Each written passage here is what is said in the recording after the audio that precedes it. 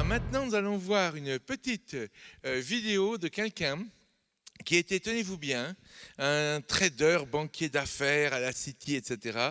Et puisqu'on parlait de transformation ce matin avec Amine, eh bien c'est quelqu'un qui a complètement changé de vie. Et avant de le recevoir, eh bien on va le regarder au sommet de l'Everest, où il était le premier Marocain, avec cette petite vidéo. Allez, allez! Yeah! Yeah! First Moroccan on Everest! Yeah!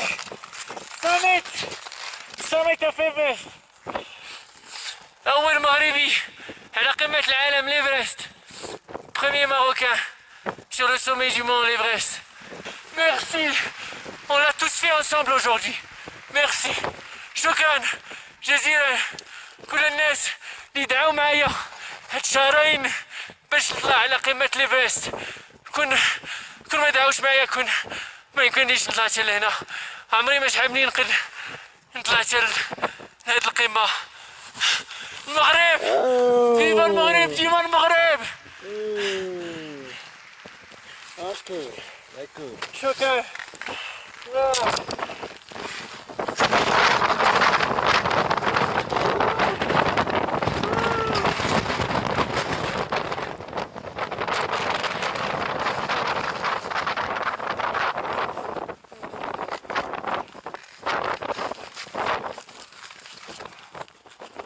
Ça va ma chaîne?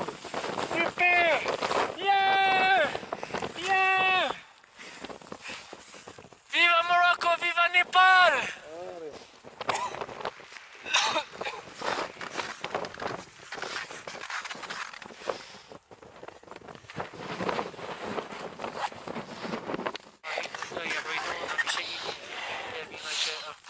وسع كرسي السماوات والأرض ولا يؤوده حفظهما وهو العلي العظيم.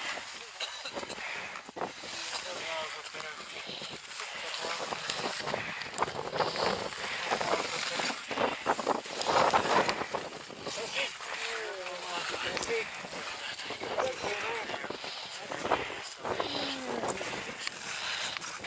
السلام عليكم. السلام عليكم. السلام يا ربي امين. الله يعلى جميع دعوات المغرب يجعلها يا ربي يجعل جميع دعوات المغرب والمغاربة ويحققهم ان شاء الله ويشفي المرضى ويرحم المرحومين يا ربي امين وينصر المغرب جميعا والشعب المغربي جميعا يا ربي امين. شكرا.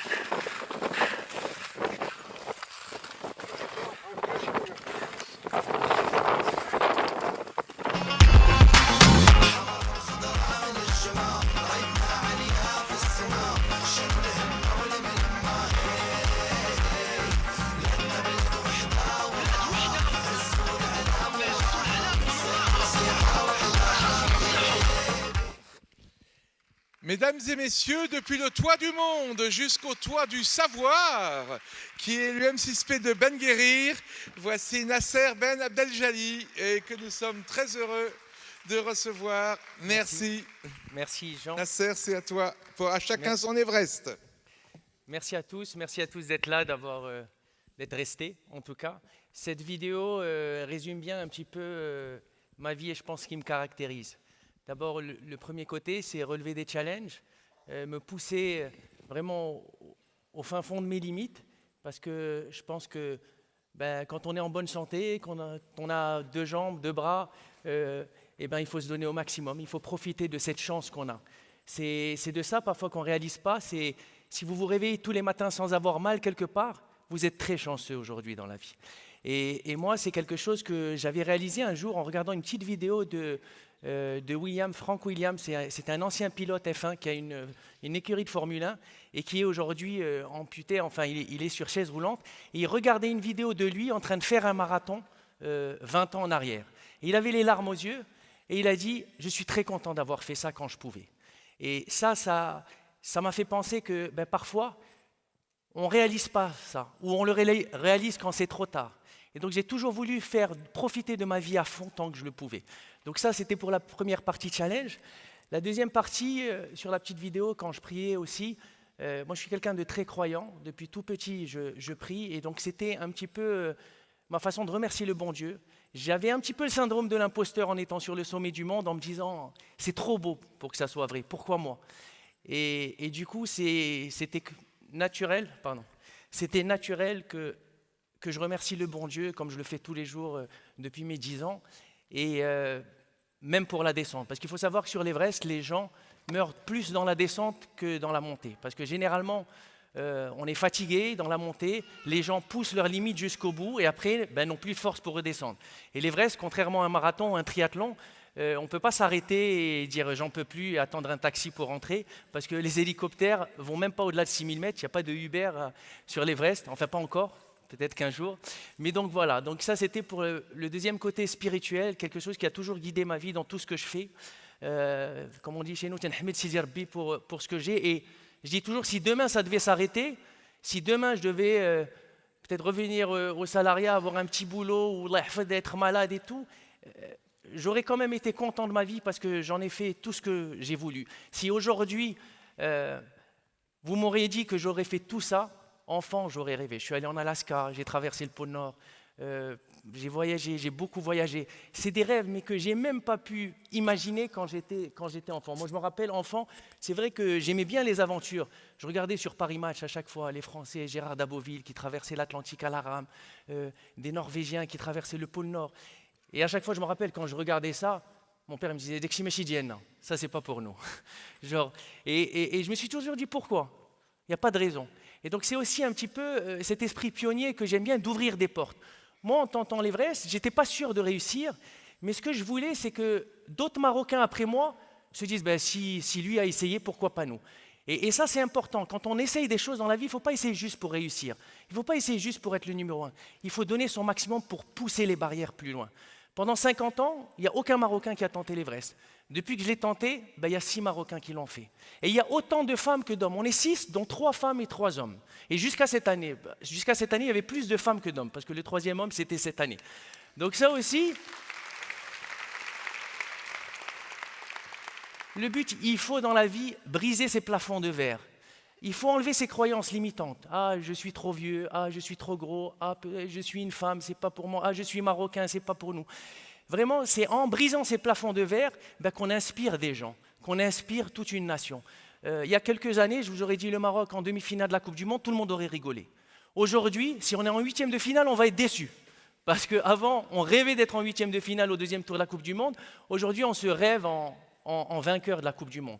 Et pas que nous, Marocains, mais on a sûrement inspiré d'autres équipes africaines. Je suis sûr qu'aujourd'hui, ce verrou de la Coupe du Monde peut être gagnée que par une équipe européenne ou sud-américaine, ça y est, aujourd'hui, la Coupe du Monde, elle est faite pour tout le monde. Et sérieusement, aujourd'hui, vous me dites, le Maroc peut gagner la Coupe du Monde, ouais, je pense qu'on va tous être derrière eux. Et on a une super équipe, et si la dernière fois on a fait demi-finale, pourquoi pas. Donc ça aussi, c'est important de casser ces croyances limitantes. Et encore une fois, quand on fait des choses comme ça, ou des exploits, ce n'est pas pour être le seul. C'est pour ouvrir les portes et pour qu'il y en ait d'autres. Moi, j'aimerais bien que demain, il y ait 1000 personnes qui fassent l'Everest. Et c'est pour ça que souvent, je vais dans les écoles ou dans les entreprises avec ce titre, pour moi, qui me parle à chacun son Everest. On a tous des Everest. Un Everest, c'est quoi? C'est un objectif qui peut paraître inatteignable, qui peut paraître difficile, mais j'espère qu'à chaque fois que je parle, que je partage mon expérience, que les gens à la fin se disent « pas c'est un mec incroyable », non. Si lui l'a fait, nous aussi on peut le faire, il n'y a pas de raison. Moi j'ai grandi au Maroc, je suis fils de médecin, ce n'est pas des gens qui prenaient beaucoup de risques dans la vie. Je n'ai jamais vu la montagne avant mes 20 ans quand je faisais mes études en France. Donc finalement dans la vie, on n'a pas besoin de talent pour réussir, on a besoin de persévérance. Et c'est ça qui est important. En arabe, le muthabara. La persévérance, comme on dit chez nous, moi je suis pas doué pour quelque chose en particulier, mais les gens qui me connaissent, et il y en a dans la salle, msmar. Et ça c'est important dans la vie. Et ça c'est important dans la vie, voilà, d'être persévérant. Il va y avoir des obstacles. La route vers le succès, elle n'est pas linéaire comme ça. La route vers le succès, elle est sinusoïde. Il y a des moments, tout se passe bien. Il y a des moments, on est au fond du gouffre. Et malheureusement, quand on est au fond, souvent on envie les gens qui sont en haut. Mais eux aussi étaient au fond. Mais ils n'en parlent pas. C'est vrai qu'aujourd'hui, avec les réseaux sociaux, tout le monde, on se compare juste au meilleur moment des gens dans leur vie. Parce que sur Instagram, sur TikTok, enfin tout le monde ne met que ces moments heureux. Mais moi j'ai grandi et je pense que mon bonheur et le secret du bonheur, c'est ça. En fait, le bonheur, il n'y a pas de recette. C'est-à-dire si aujourd'hui vous me dites qu'est-ce que vous voulez pour être heureux, si quelqu'un me dit je veux 1 million de dollars, je suis sûr si je vous le donne, dans 1 an, 2 ans, 5 ans, vous n'allez plus être heureux parce que vous allez commencer à vous comparer aux gens qui ont 10 millions de dollars. Le bonheur, il est relatif. Il est relatif par rapport aux gens. Si vous gagnez 1 pomme tous les jours et le 10e jour vous en avez 2, vous serez heureux. Si vous avez 10 pommes tous les jours et le 10e jour vous en avez 9, vous serez malheureux. Parce que votre bonheur, il aura baissé. Et moi, j'ai grandi avec une mère qui m'a dit une phrase qui m'a toujours marqué. Et c'est pour ça que j'ai toujours été heureux dans la vie. Parce que mon bonheur, relativement, je le compare avec des gens qui ont moins que moi. Au Maroc, on serait né peut-être 500 mètres de là où on est né, on serait né dans un bidonville. Et donc ça c'est vraiment, à chaque fois, c'est ça qui me rend heureux. Évidemment, il y a toujours des gens, peut-être qui ont des choses que vous aimeriez avoir, mais même ces gens-là, vous ne pouvez pas prendre juste cette chose-là. Il faut prendre toute sa vie. Il y a peut-être des gens très riches que vous enviez, mais vous ne savez pas, peut-être que cette personne a un enfant malade à la maison, peut-être qu'elle est très triste, peut-être qu'elle a un couple qui bat de l'aile. Donc aussi, vous ne pouvez pas prendre juste un paramètre d'une personne et dire « moi je veux ma vie comme ça, mais j'aimerais bien avoir ce paramètre de cette personne-là ».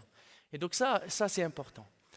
Alors je ne vais pas trop tarder, parce que je sais qu'il n'y a pas beaucoup de temps et que vous deviez partir, mais il y a une phrase qui aussi m'a marqué. C'est une phrase de Ed Viesturs. Ed Viesturs, c'est un des plus grands alpinistes américains. Il a dit un jour « Aller au sommet est une option, redescendre est une obligation ».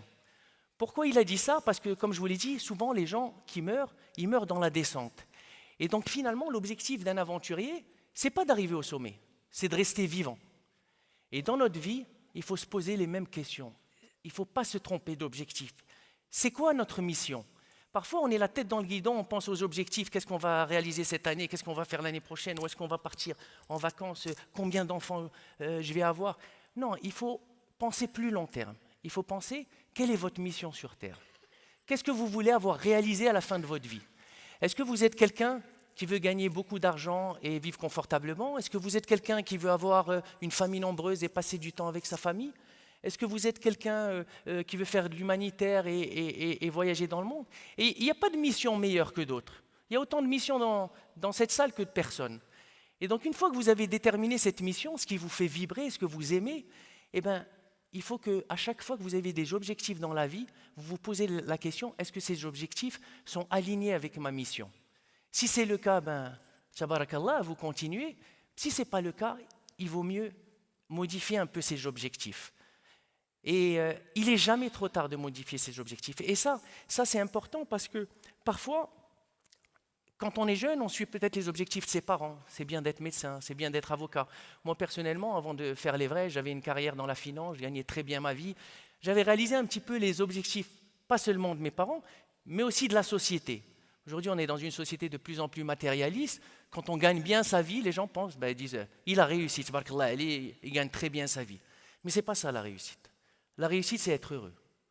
La réussite, pour moi, c'est aussi ne pas arriver à la fin de sa vie et regretter sa vie. Se dire, ce n'est pas la vie que j'aurais aimé avoir. Et donc ça, pour moi, c'est ma plus grande peur. Ça a toujours été d'arriver à la fin de ma vie, de regretter. Et donc c'est pour ça que posez-vous aujourd'hui la question. Tant que vous en avez encore le temps, tant que vous en avez encore l'énergie, comment vous voulez finir votre vie? Et en fonction de ça, mettez-vous des objectifs dans la vie qui soient alignés. Si vous êtes quelqu'un qui veut avoir beaucoup d'enfants et passer du temps avec sa famille, il y a peut-être des objectifs qui peuvent être bien pour la société, c'est-à-dire être banquier d'affaires, travailler les week-ends, mais qui vont vous éloigner de votre mission de vie. Vous allez gagner beaucoup d'argent et tout, mais à la fin de votre vie, vous allez essayer de dire finalement, je n'ai pas eu d'enfants, j'aurais préféré avoir des enfants et tout. Mais là, ça sera trop tard. Malheureusement, ce n'est pas comme les jeux vidéo, on n'a pas 2-3 vies, on a une seule vie. Et donc, à vous d'en profiter et à vous de savoir exactement ce que vous voulez en faire. Et je vais parler de l'engagement aussi. Des expéditions sur l'Everest, ça dure 2 mois. Parce qu'il faut s'acclimater au manque d'oxygène. Pendant 1 mois et demi à peu près, il faut faire des rotations sur la montagne. Et donc, c'est difficile de rester engagé pendant 2 mois. J'allais dire, limite, un jour sur l'Everest, Tout le monde ici dans la salle, je pense, pourrait le faire. Mais 2 mois sur l'Everest, c'est-à-dire pendant 2 mois, dormir dans une tente, manger du lyophilisé ou des conserves, moins 40 degrés, tout ça, ça fait que jour après jour, tu te dis chez Helico, mais il y a des jours, les gens abandonnent. Mais c'est pour ça que je pense que ce qui augmente, améliore l'engagement des gens, que ce soit dans un couple, dans une équipe, dans une entreprise, c'est donner du sens à ce qu'on fait. Moi, personnellement, quand les premières personnes ont commencé à mourir sur l'Everest, des gens avec qui tu avais petit déjeuner le matin et le soir on te dit il y a une avalanche, il n'est plus là, ça m'a fait réfléchir. J'étais dans ma tente, je parlais parfois à ma famille et je me dis mais qu'est-ce que je fais là? Et puis après, je me suis dit mais quand même, si je réussis, ça va quand même inspirer des gens. Ça va quand même peut-être inspirer des petits Marocains, des petites Marocaines à aussi se dépasser. J'adore quand je vais dans les écoles aujourd'hui, j'en parle. Vu que j'ai fait l'Everest, quand je leur dis c'est quoi votre rêve, ils me disent Mchi al-Qamar, aller sur la Lune. Juste ça pour moi, je trouve que ça a valu tous les risques que j'ai pris. Donc aussi ça, si vous voulez augmenter l'engagement de vos équipes, votre engagement dans un projet, essayez de trouver le sens, essayez de trouver du sens à ça. Pourquoi vous faites ça? On ne fait pas un travail juste pour gagner un salaire. Vous ne tiendrez pas toute votre vie pour ça. Vous faites un travail, c'est aussi, il y a du sens derrière. S'adapter aussi, je pense qu'aujourd'hui, on est dans une société où il faut nous adapter continuellement, que ce soit le Covid ou ce qui arrive un petit peu parfois à l'imprévu. Et donc ça aussi, c'est une qualité, je pense, commune aux aventuriers, aux athlètes d'entreprise, aux gens dans la vie. Si vous n'êtes pas capable d'embrasser le changement, vous allez être dépassé. Le changement, il faut toujours le voir comme une opportunité. Alors les gens qui réussissent dans la vie, ce n'est pas des gens qui ont réussi quand tout allait bien, c'est des gens qui ont réussi en temps de crise. Parce que quand tout va bien, tout le monde est capable de bien travailler, de réussir. Mais c'est en temps de crise que les plus rusés, les plus intelligents vont sortir leur épingle du jeu. Et donc ça c'est très important de se dire comment voir le changement comme une opportunité et pas comme une menace. Malheureusement, beaucoup de gens voient à chaque fois le changement comme une menace. Ah là là, je sais comment travailler, je sais faire, je n'ai pas envie de changer. Mais je vais vous dire, souvent on dit que les gens qui réussissent sont au bon endroit au bon moment. Eh bien, si vous voulez être au bon endroit au bon moment un jour, statistiquement, il faut que toujours vous embrassiez le changement. Toujours, vous soyez les premiers à lever la main s'il y a une opportunité. Être, au bon sens du terme, opportuniste, c'est-à-dire saisir les opportunités qui se présentent à vous. Moi, je suis persuadé qu'on a tous le même lot d'opportunités qui nous arrivent dans la vie. Juste, il y en a qui vont choper l'opportunité, et il y en a qui vont être hésitants, frileux, ah non, j'ai pas envie, ou qui vont même pas l'avoir. Et donc ça, c'est important à chaque fois de saisir ces opportunités. Et ce n'est qu'en saisissant les opportunités à chaque fois dans votre vie que statistiquement, vous aurez plus de chances d'être un jour au bon endroit, au bon moment. Une dernière chose dont je voulais vous parler, on parle beaucoup en alpinisme d'esprit de cordée. Parce qu'on est encordé aux autres. C'est une équipe, on est 5-6 sur la même corde, donc on avance un petit peu ensemble. Mais ça m'a fait réaliser quelque chose aussi, c'est que dans la vie, si on veut gagner, si on veut avancer, c'est ensemble qu'on avance. Parce que dans cette cordée, ça m'a fait réaliser que contrairement aux autres équipes, généralement les équipes de foot ou des équipes en entreprise et tout, on ne fait pas attention aux gens les plus performants, les meilleurs buteurs, les meilleurs commerciaux, les meilleurs managers. Non, là on fait attention aux maillons faibles. Pourquoi? Parce que même si vous êtes fort et vous voulez avancer vite, celui qui est lent dans la cordée va vous ramener l'or. Et donc parfois, il vaut mieux aider cette personne, prendre son sac parce qu'il est fatigué, lui donner à manger parce qu'il a faim, lui donner votre veste parce qu'il a froid. Et vous n'allez pas faire ça par amitié ou par gentillesse pour lui, vous allez faire ça pour vous. Parce que s'il avance plus vite, vous allez pouvoir avancer plus vite. Et finalement, si vous réfléchissez bien, que ce soit dans un couple, dans une équipe, dans un pays, on est tous encordés. Alors ça ne sert à rien de foncer et laisser les gens derrière. Ça fait revenir, ça va retarder le pays. Il vaut mieux essayer d'aider les maillons faibles, essayer de renforcer les maillons faibles. C'est comme une chaîne. La force d'une chaîne, c'est la force du maillon le plus faible. Même si on est 4 maillons forts, s'il y a un maillon faible, vous tirez, ça casse. Une équipe de foot avec un mauvais goal ne va jamais gagner la Coupe du Monde, même si elle a Messi en attaque. Et donc ça aussi, c'est pour ça que j'aime bien ce proverbe africain qui dit « Seul on va vite, ensemble on va loin ». Donc j'espère qu'aujourd'hui, Inch'Allah, en tant que Marocains, en tant que Français, qu'internationaux, que gens qui veulent donner du sens à ce qu'ils font, qui veulent mettre du sens dans l'entreprise, vous irez tous loin et que vous aussi un jour vous atteindrez votre Everest, Inch'Allah. Merci. Merci. Merci beaucoup, Nasser. Un grand merci pour cette très belle démonstration de comment l'alpinisme peut nous inspirer dans la vie. Et maintenant...